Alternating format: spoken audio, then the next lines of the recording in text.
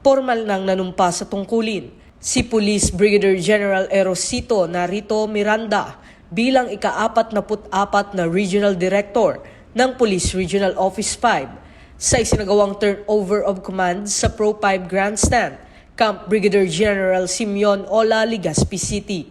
Pinangunahan ng seremonya ni Police Lieutenant General Edgar Alan Ocubo, the Deputy Chief PNP for Operations, bilang presiding officer.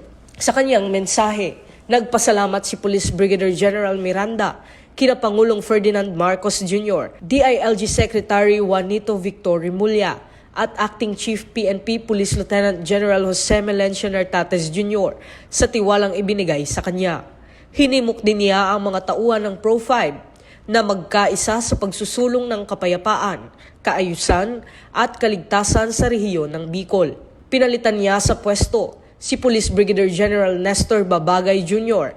na ngayon ay itinalaga bilang Deputy Director ng DIDM.